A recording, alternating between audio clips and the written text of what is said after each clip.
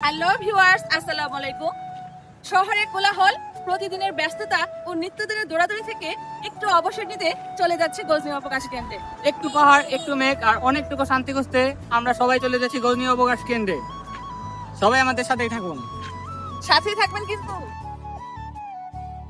বাংলাদেশের উত্তরের সীমান্ত ঘেঁষা জেলা শেরপুর, যা আপনাকে নিয়ে যাবে পাহাড়ের কোল ঘেঁষে এক শান্ত নির্মল সবুজে ঘেরা জগতে।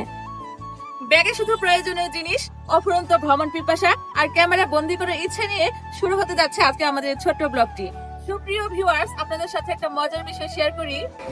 অ্যাকচুয়ালি যারা ভ্রমণে যায় তারা প্রাইভেট কার দিয়ে, আমরা যাচ্ছি অটো দিয়ে। শেরপুর সদর থেকে প্রায় 38 কিলোমিটার দূরে গজনী অবকাশ কেন্দ্রটি। তো আমার কাছে মনে হয় না যে আমাদের গজনী অবকাশে যেতে বিলাসবহুল কোনো যানবাহনের প্রয়োজন আছে, তো আমরা অটো দিয়ে যাচ্ছি। তো লেটস স্টার্ট আওয়ার জার্নি। আপনি কি প্রকৃতি টানে ছুটে যেতে চান পাহাড়, ঝর্ণা আর সবুজের মাঝে? তাহলে একবার ঘুরে আসুন গজনী অবকাশ কেন্দ্র, যা শেরপুর জেলার সীমান্ত ঘেঁষা এক অনন্য দর্শনীয় স্থান। পাহাড়ের কোল, ঝিরিঝিরি ঝর্ণার ধারা আর গাঢ় সংস্কৃতির স্নিগ্ধ ছোঁয়া মিলিয়ে এটি প্রকৃতি ও সংস্কৃতি প্রেমীদের জন্য এক আদর্শ ভ্রমণ গন্তব্য।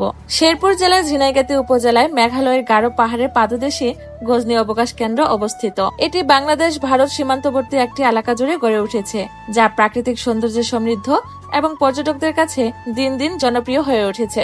শহরের কোলাহল পেছনে ফেলে ছুটে চলছে সবুজ পাহাড়, ঝর্ণা আর শান্ত প্রকৃতির খোঁজে। রওনা হয়েছে গজনী অবকাশের পথে। চোখের সামনে খুলে যাচ্ছে এক অন্যরকম অভিযানের পাতা। সকালটা শুরু হয়েছিল অনেকটা ব্যস্ততা দিয়ে, ব্যাগ গোছানো, ফোন চার্জ করা আর পরিবারের সবাই একসাথে মিলে রেডি হওয়া। সব মিলে দিনটা যেন আগে স্পেশাল হয়ে উঠেছিল। শহরের ধুলো, শব্দ আর ক্লান্তি ছুঁড়ে ফেলে দিচ্ছি পেছনে। সামনে শুধু সবুজ পাহাড় আর শান্ত একটা স্বপ্নময় জায়গা গজনী। জানালার পাশে বসে বাতাস গায়ে মেখে চলছে পথের গল্প। প্রতিটি মোড় যেন নতুন কোনো অভিজ্ঞতার আহ্বান। হ্যালো ভিউয়ার্স, অবশেষে আমরা পৌঁছে গেছি গজনী অবকাশে। দেখেন, স্বাগতম গজনী অবকাশ কেন্দ্র। গজনী অবকাশ আমাদের স্বাগতম জানাচ্ছে। এবার শুরু প্রকৃতির সঙ্গে আমাদের একান্ত সময়ের গল্প। যেন প্রকৃতি নিজ হাতে সাজিয়েছে এই জায়গাটাকে। এই অবকাশের মেন পয়েন্টে যাওয়ার আগে এই 4 রাস্তার মোড়টা। আমার পাশে আমার ছেলে। আমরা এখানে নেমেছিলাম ছবি তোলার জন্য। যানবাহনের তালিকা এটা। আপনি কোন গাড়ি নিয়ে ভেতরে প্রবেশ করবেন আর কত টাকা টিকিট করতে হবে সবকিছু সুন্দর করে তালিকাভুক্ত করা আছে।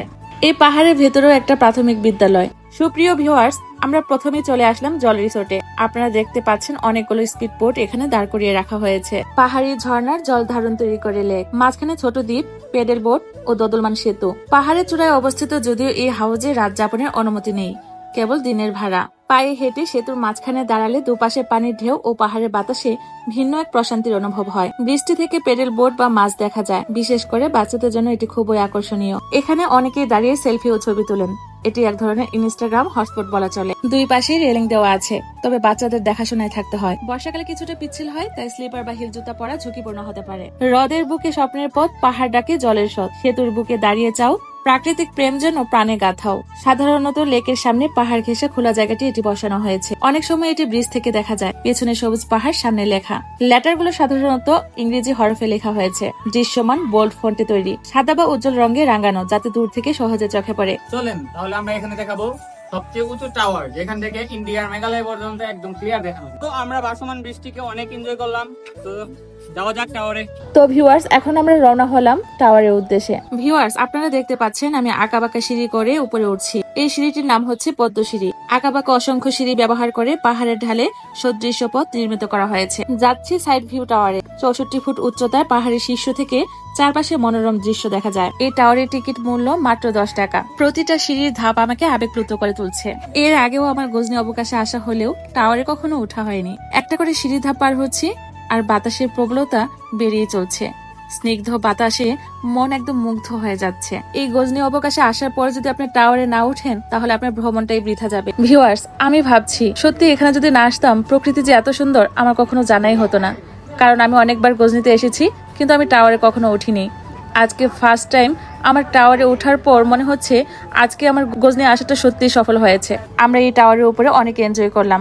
আর হ্যাঁ ভিউয়ার্স, আপনারা যদি ছোট বাচ্চা নিয়ে আসেন তাহলে অবশ্যই তাদের হাত ধরে থাকবেন এবং টাওয়ার থেকে নামার সময় তাদের খুব সতর্কভাবে হাত ধরে নামাবেন। তো ভাই, অনেক সুন্দর ছিল টাওয়ারের উপরে দৃশ্যগুলো, অনেক উপভোগ করলাম প্রকৃতিকে। ভিউয়ার্স, এখন আমি চেষ্টা করব আপনাদেরকে পুরো গজনীর ভিউটা সুন্দরভাবে দেখানোর জন্য।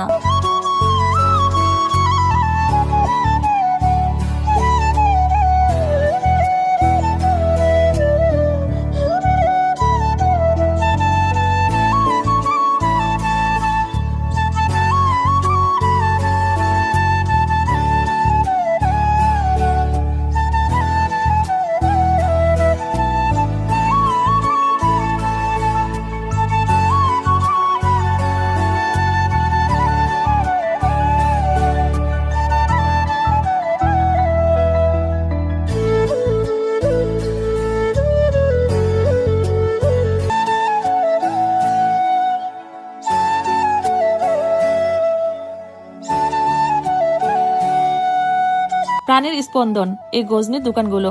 চলুন চোখ মেলে দেখি দোকানের অলিগলির গল্পগুলো। হাতে বানানো চুড়ি, কানের দুল, কাপড়ের পুতুল আর চামচিকির দোকান, প্লাস্টিকের গাড়ি, সাদা ঘোড়া, বেলুন, বাসি, স্ন্যাক্স, মেয়েদের কসমেটিক্স এর পাশাপাশি বাচ্চাদের খেলনায় ভরপুর এই দোকানগুলো।